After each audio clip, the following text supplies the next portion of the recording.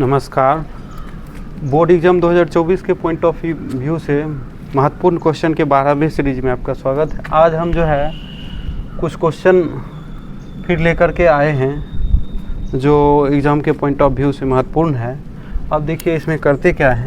एक क्वेश्चन है कि त्रिभुज ABC के अंतर्गत एक वृत्त बनाया गया है। मतलब एक त्रिभुज है, ठीक है, इसका फिगर नहीं बनाए थे।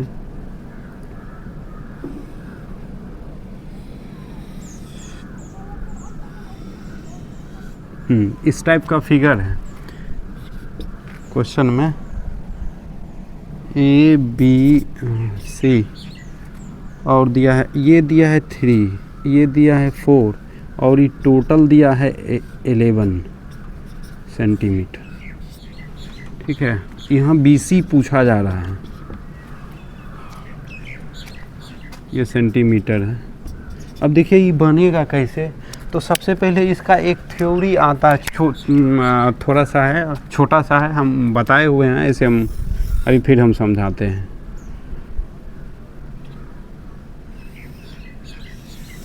देखिए जब हम ये बता रहे थे वृत्त, इसमें स्पर्श रेखा के बारे में, तो स्पर्श रेखा के बारे में बताए थे कि अगर वृत्त के अंदर कोई बिंदु हो तो कोई स्पर्श रेखा नहीं खींची जा सकती है।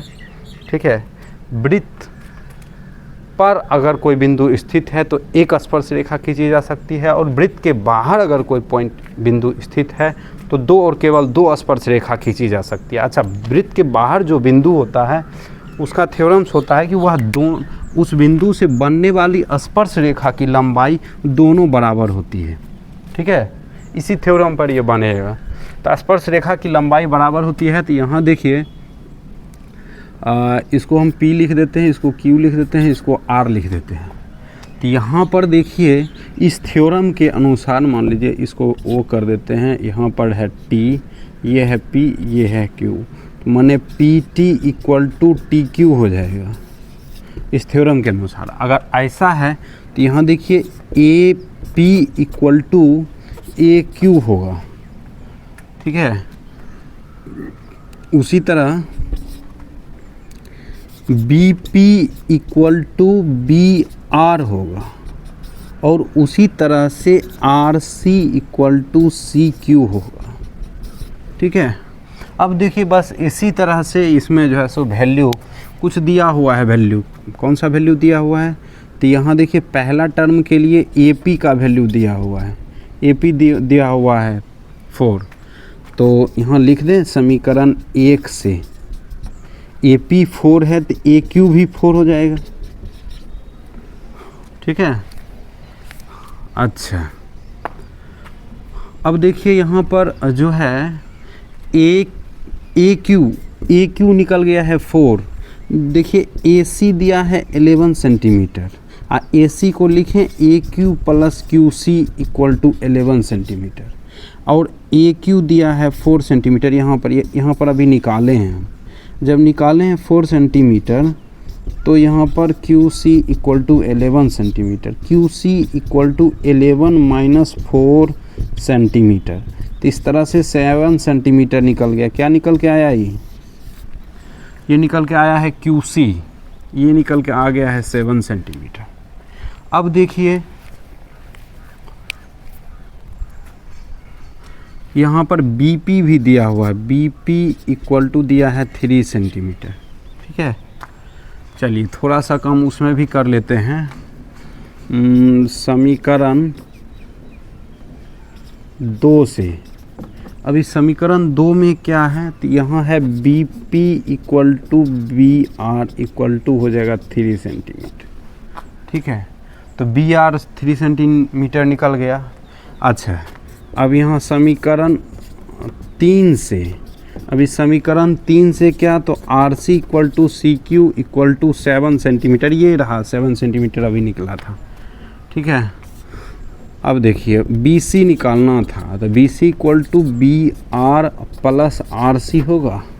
BR का वैल्यू यहाँ देखिए 3 सेंटीमीटर और RC का वैल्यू यहाँ देखिए 7 सेंटीमीटर। तो इस तरह से 10 सेंटीमीटर तो ये आंसर हो गया, फाइनल आंसर। यही तो पूछ रहा था, BC 10 सेंटीमीटर। ठीक है, तो ये क्वेश्चन हो गया कंप्लीट। आगे बढ़ें, चलिए अब देखिए क्वेश्चन और हम लेकर के आए हैं, ज़रा इसको देखें।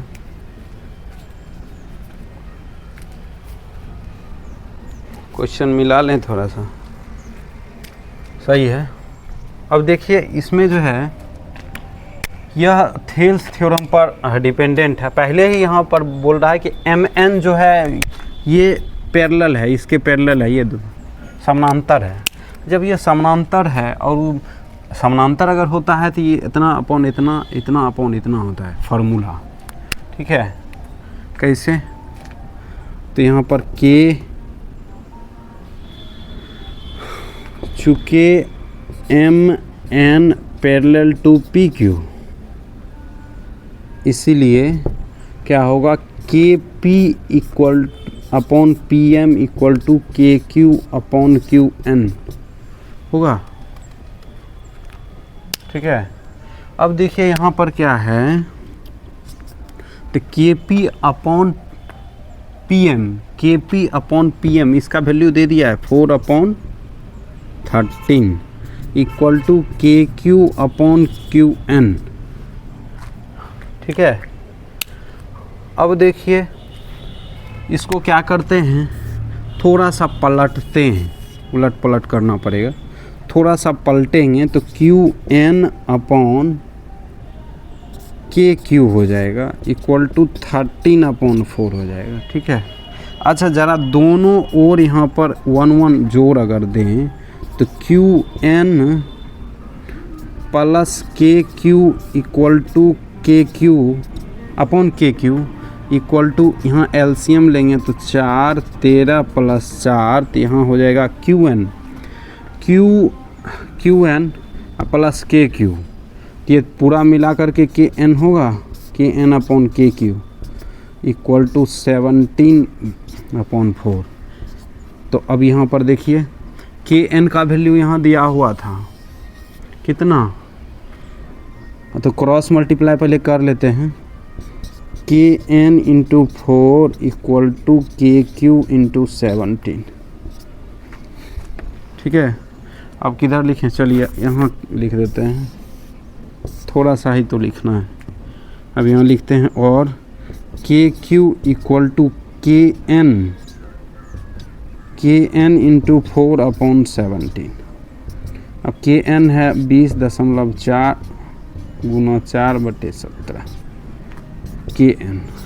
अब देखिए चाहें तो इसको आप सॉल्व कर लीजिए, नहीं तो यही आंसर हो जाएगा। देखिए अगर हम सॉल्व करना चाहें, ये उड़ाएंगे तो 10 आएगा नीचे, 17 इकाई 17।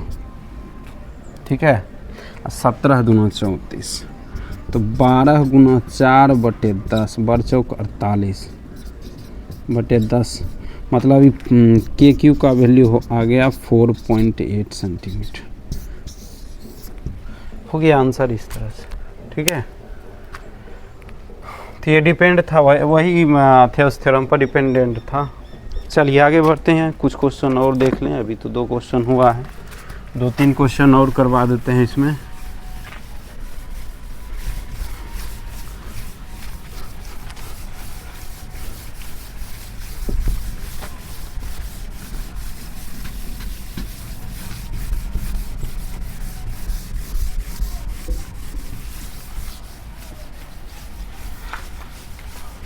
वीडियो अपना देख करके उतार लेना है, रोक करके उतार लेना है। ठीक है,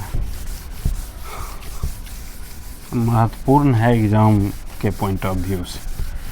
तो इसको साफ कर दिए, कुछ क्वेश्चन और ले लेते हैं।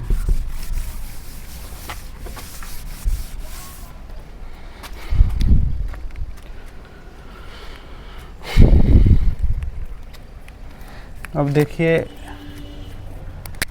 समरूपता से रिलेटेड एक क्वेश्चन है। समरूपता से रिलेटेड क्या है, 2 त्रिभुज दिया हुआ है।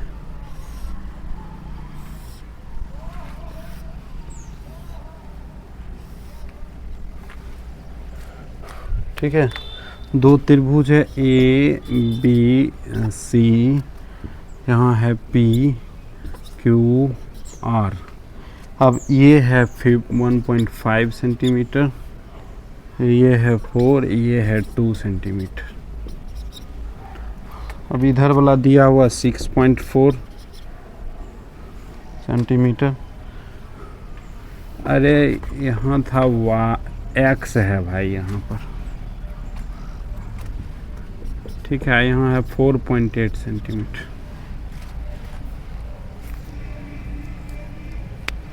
ठीक है, और यहाँ है y। इसमें जो है कह रहा है कितना, यहाँ दिया हुआ है त्रिभुज ABC समरूप त्रिभुज PQR। ठीक है, दोनों त्रिभुज समरूप है तो x और x का वैल्यू और y का वैल्यू ज्ञात करें, ये पूछा जा रहा है। तो अब ऐसी स्थिति में क्या करेंगे, त्रिभुज अगर समरूप होता है तो उनके भुजाओं का अनुपात बराबर होता है। यदि त्रिभुज समरूप होता है तो उनके भुजाओं का अनुपात बराबर होता है। ये बातें ध्यान रखना पड़ेगा, ये समरूपता का नियम हो गया। ठीक है, तो चूँकि समरूप है तो इसके भुजाओं का अनुपात क्या होगा, बराबर होगा। तो यहाँ करेंगे AB/PQ equal to BC/QR equal to AC/PR।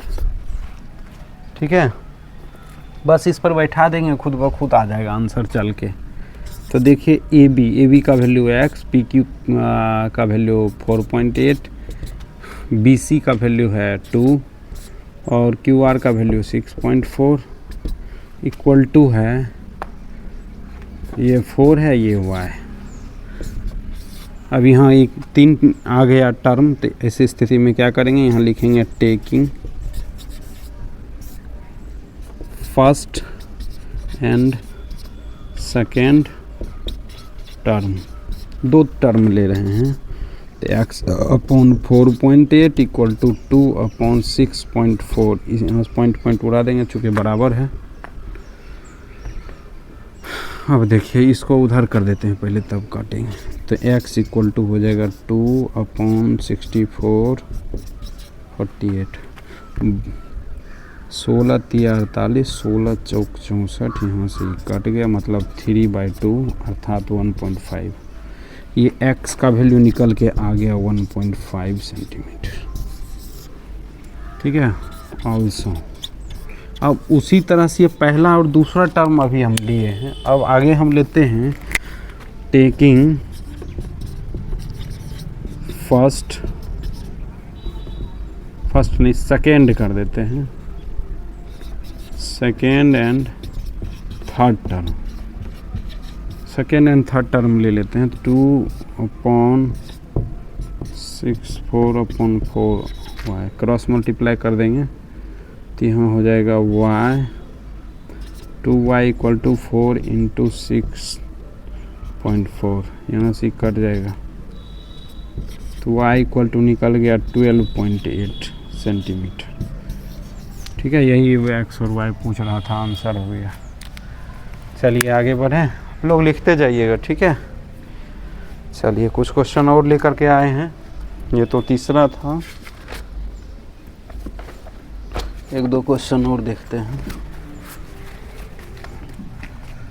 चलिए इधर करते हैं, इधर कर ही देते हैं।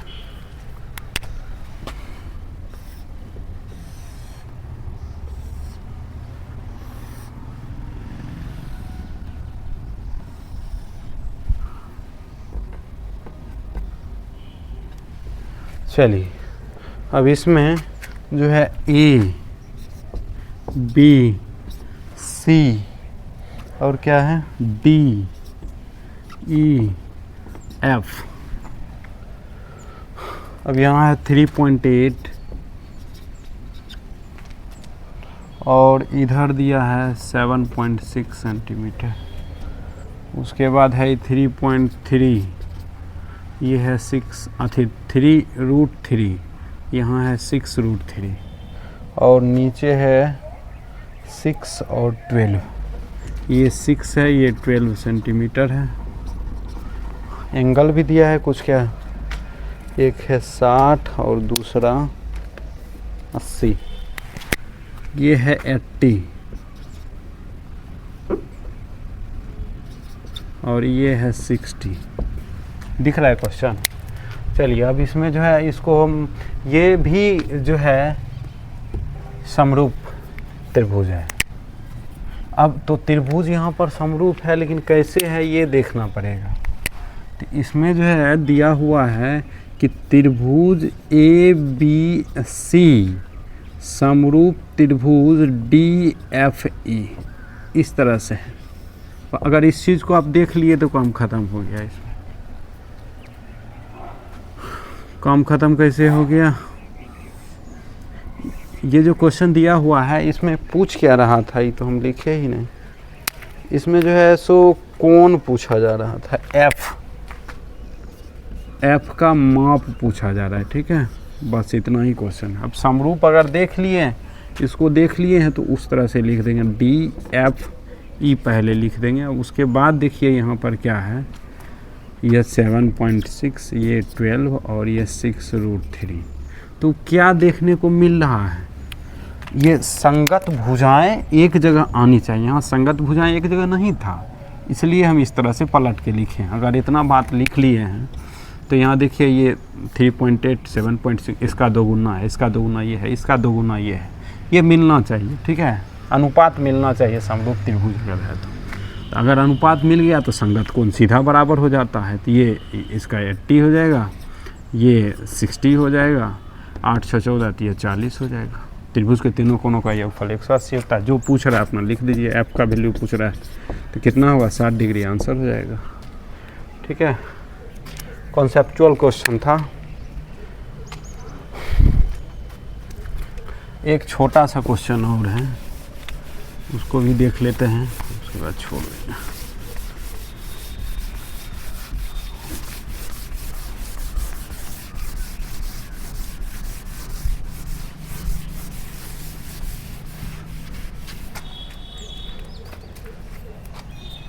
चलिए, इसमें जो है एक सर्कल दिया है, ठीक है, एक सर्कल दिया है,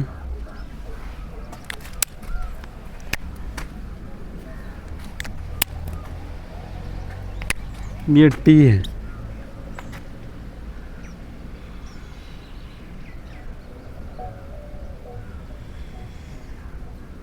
अभी कौन, ये कौन 110 दिया हुआ है, ये है P, ये है Q, और पूछ रहा है PTQ। ये कौन पूछ रहा है, इस कोण की माप पूछ रहा है। ठीक है, बस ये इतना ही क्वेश्चन है। अब इसमें जो है क्या देखना पड़ेगा, तो इसमें सबसे पहले देखना पड़ेगा ये कि ये सर्कल का थ्योरी है कि स्पर्श बिंदु, ठीक है, स्पर्श रेखाएं और स्पर्श रेखा पर जो त्रिज्या खींचा जाता है वह हमेशा 90 डिग्री होता है। ठीक है, 90 डिग्री होता है, तो इसका मतलब ये 90 हो गया, ये भी 90 हो गया। ठीक है, हो गया, बस इस हिसाब से निकालेंगे, तुरंत निकल जाएगा। कैसे निकलेगा, तो चतुर्भुज जो है होता है उसके चारों कोनों का योगफल 360 होता है। अब 360 होता है तो ये तो 90 90 180 तो पहले ही निकल गया। अब ये दोनों कोण मिला करके 180 होना चाहिए, ये दोनों कोण मिला के 180 होना चाहिए। इसका मतलब हुआ कि ये है 110, अर्थात ये कितना निकल के आएगा तब होगा, ये 70 70 70 180 180 180 360 हो गया। तो इस तरह से इसका आंसर कितना हो गया, कोण PTQ equal to 70 degree. Direct answer हो गया। चलिए यहीं तक रहने देते हैं, धन्यवाद।